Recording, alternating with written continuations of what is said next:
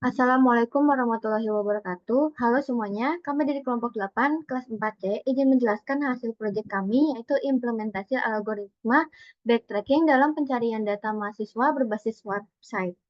Izin memperkenalkan kelompok kami. Yang pertama ada Fitri Akmalia, yang kedua ada Alia Putri Nadila Agustin, dan yang ketiga ada saya sendiri yaitu Anisha Deverani.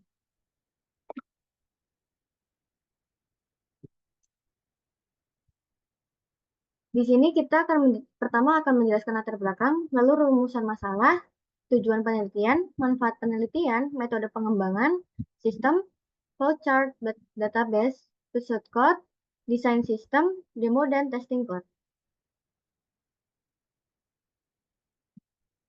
Latar belakang. Pencarian data mahasiswa dalam lingkungan akademik yang sangat penting, tetapi metode konvensional seringkali tidak efisien. Oleh karena itu, dibutuhkan suatu sistem yang menggunakan algoritma pencarian yang relevan.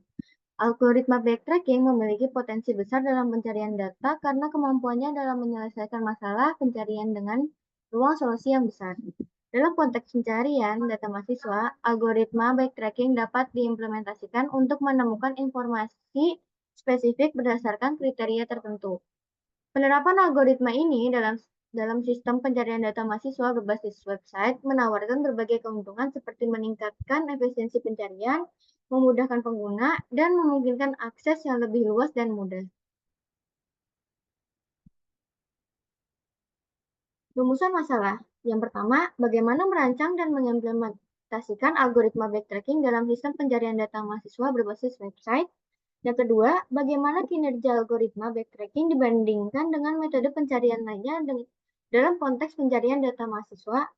Yang ketiga, apa saja kendala dan tantangan yang dihadapi dalam implementasi algoritma backtracking pada sistem pencarian data mahasiswa berbasis website. Tujuan penelitian.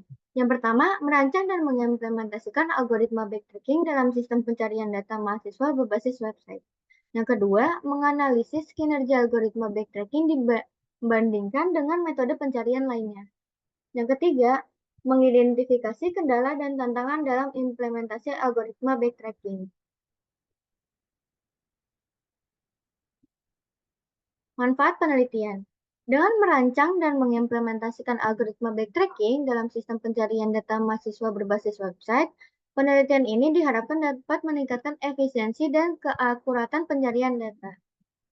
Perbandingan kinerja antara algoritma backtracking dengan metode lainnya digunakan untuk optimalisasi sistem pencarian. Identifikasi kendala dan tantangan dalam implementasi algoritma backtracking akan memberikan panduan praktis bagi pengembang dan peneliti lain dalam mengatasi masalah yang serupa.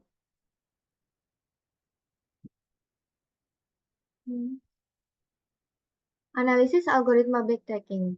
Algoritma backtracking adalah pendekatan yang kuat untuk menyelesaikan masalah pencarian dan optimisasi yang melibatkan pemilihan sejumlah langkah untuk mencapai solusi. Dibandingkan dengan metode pencarian lainnya seperti pencarian linear atau biner, backtracking mampu mengeksplorasi semua kemungkinan solusi secara sistematis.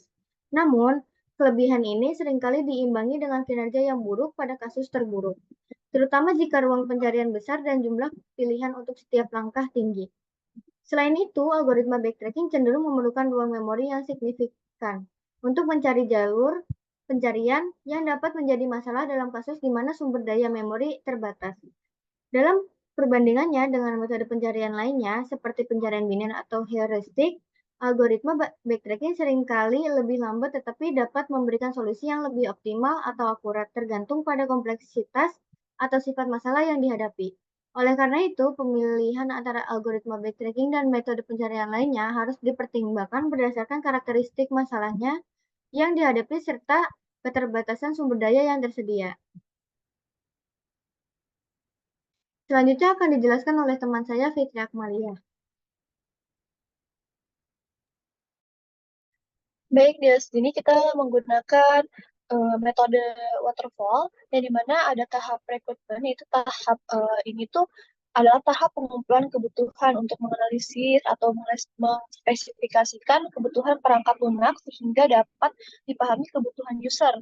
guna menentukan solusi software yang akan digunakan sebagai proses komputerisasi sistem. Nah, yang kedua di sini itu ada desain. Desain pembuatan program perangkat lunak termasuk struktur data, struktur perangkat lunak, presentasi antar muka, dan prosedur pengkodean. Lalu di sini ada implementation, di mana desain harus ditranslasikan ke dalam program perangkat lunak. Hasil dari tahap ini adalah program komputer sesuai dengan desain yang telah dibuat pada tahap desain. Nah, yang ketiga itu, yang keempat itu ada pengujian, nah atau verification, di mana pengujian fokus pada perangkat lunak dari segi logik dan fungsional serta memastikan bahwa semua bagian sudah diuji sehingga keluaran yang dihasilkan sesuai dengan yang diinginkan. Nah, yang kelima atau yang terakhir itu maintenance atau pemeliharaan. Nah, di sini kita mengidentifikasi upaya-upaya pengembangan terhadap sistem yang sedang dibuat dalam menghadapi atau mengantisipasi perkembangan maupun perubahan sistem bersangkutan terkait dengan hardware dan software. Lalu di sini ada flow chart. Nah, di sini tuh dimulai uh, dari start, lalu baca data input seperti nama, NPM, dan prodi, lalu panggil fungsi backtrack dengan koneksi database, terus lalu ada periksa apakah semua kondisi telah diperiksa. Jika iya, jalankan query dan ambil data, terus jika tidak, dia memeriksa kondisi, gitu, memeriksa kondisi saat ini. Terus nanti keluaran hasil pencarian. Nah, di sini jika hasil ditemukan, tampilkan setiap hasil nama, NPM, prodi gitu. Terus temukan data yang paling mirip gitu dengan input. Lalu dia jika tidak dia mundur cari simpulan atau orang tua lain. Nah, dia kayak memeriksa kondisi lagi. Lalu sampailah dia ke end, selesai.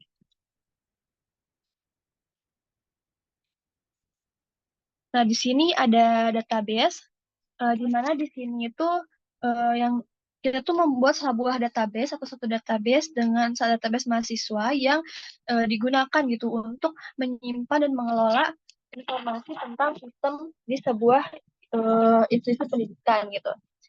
Nah, di dalam database ini gitu terdapat satu tabel yang berisi data penting seperti nama dengan nama dengan NPM dan prodi. Nah, di sini ada dokot. Nah, di sini yang pertama itu ada inisialisasi variabel nama, NPM, prodi. Lalu kita membuat fungsi untuk mengecek apakah kondisi itu valid atau tidak. Yang ketiga itu buat fungsi backtracking gitu untuk mencari data mahasiswa. Jika kondisi telah diperiksa, ya jalankan query SQL untuk mencari data yang sesuai dengan kondisi, lalu tandai jalur yang menghasilkan data gitu. Tapi jika belum semua kondisi diperiksa, ambil kondisi berikutnya. Jika kondisi valid, tambahkan ke dalam query dan lanjutkan pencarian dengan rekursi. Terus jika tidak valid, lewati kondisi tersebut dan lanjutkan pencarian dengan rekursi. Yang keempat itu panggil fungsi backtracking dengan kondisi awal. Yang kelima, tampilkan hasil pencarian data. Jika data ditemukan, tampilkan data yang ditemukan, cari data yang paling mirip dengan input pengguna, lalu tampilkan data yang paling mirip. Lalu tapi jika data tidak ditemukan, tampilkan pesan bahwa data tidak ditemukan. Lalu di sini ada function check condition, gitu, ada function backtrack juga. Nah, di sini ada desain sistem, di mana di sini ada sistem halaman utama. Nah, lalu di sini ada desain form pencarian data mahasiswa. Lalu di sini juga ada halaman data mahasiswa desainnya. Nah, di sini ada data mahasiswa yang diinputkan, gitu, yang telah diinputkan.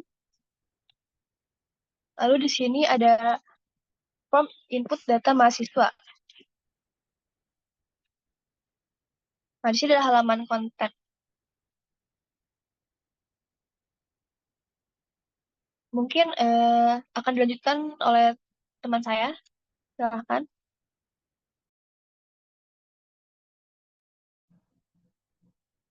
Oke, izin share screen.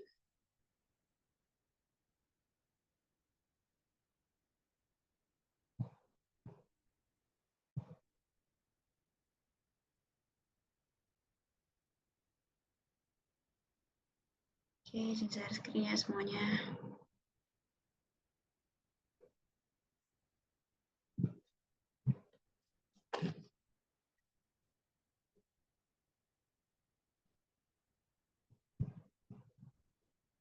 Oke, sudah ada.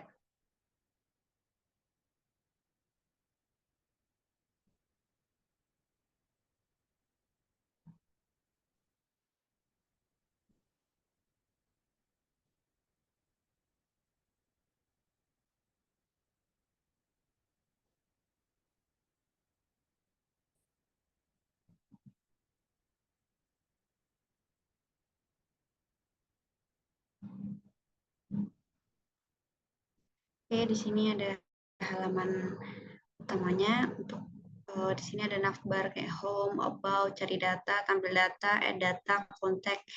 Nah, kita mulai dari menu about dulu. About ini adalah perkenalan dari tim kelompok 8. Ini ada saya sendiri, ada rekan saya Anisya, dan ada rekan saya Fitri Akmaliah. Mungkin kita langsung saja untuk melihat data yang sudah kita punya. Ini adalah data-data yang kita punya sebelumnya yang telah kita inputkan. Terus selanjutnya kita coba untuk menambahkan datanya. Kita bisa pencet saja add data. Nah, selanjutnya kita coba untuk menambahkan mungkin Rosa yang PM-nya 23. Dan prodinya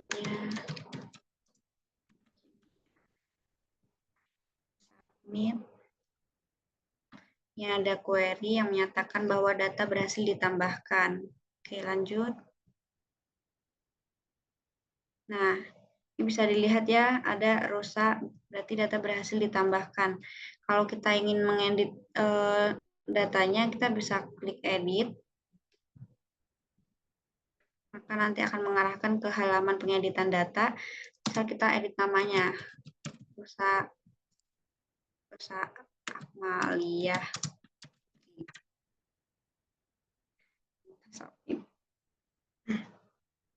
Nah, ini ada query bahwa data berhasil diedit. Oke. Kalau semisal kita ingin menghapus data, kita bisa tinggal klik ini hapus. Misal kita hapus data yang kai. Kita klik aja hapus. Maka data akan terhapus.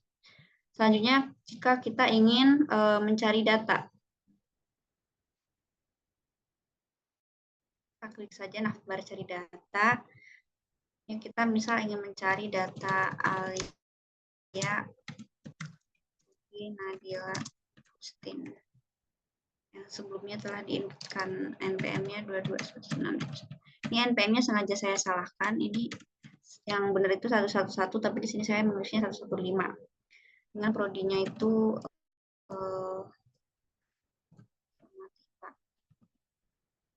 prodi benar ya teman-teman. Lanjut submit. Nah, ini ada output untuk hasil pencarian datanya. Data berhasil yang ditemukan yang pertama kali itu adalah data yang paling mirip. Yang mana untuk data yang paling mirip itu ada nama sama prodi dengan NPM-nya itu yang berbeda.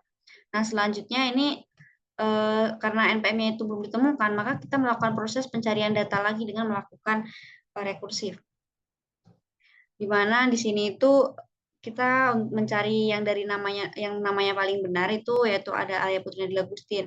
Selanjutnya untuk NPM dan prodi kita skip terlebih dahulu. Selanjutnya ada data ketiga itu Anisya Dwi Cahairani yang mana ini tuh kita melakukan pencarian pada bagian prodi. sedangkan nama dan NPM-nya itu kita skip. Selanjutnya untuk prodi yang sama itu ada Fitri Akmaliah dari Informatika dengan nama dan NPM itu kita skip. Dan ada yang prodi yang sama juga Alia Putri Nadila Gustin, yang mana tadi yang di awal udah disebutkan juga, cuma ini mencari yang bagian prodinya.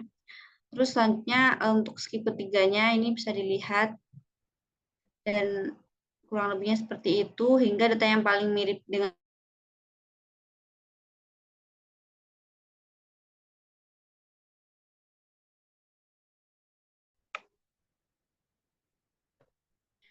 selanjutnya ada untuk kode.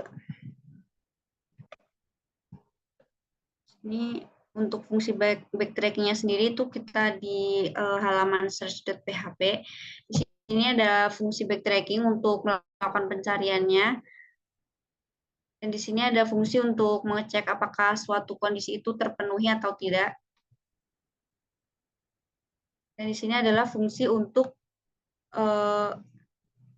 melakukan pencarian dengan backtracking-nya.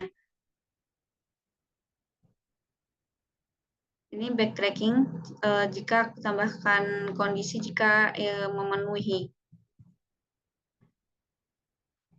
Mungkin segitu saja penjelasan dari saya. Selanjutnya saya serahkan kepada moderator.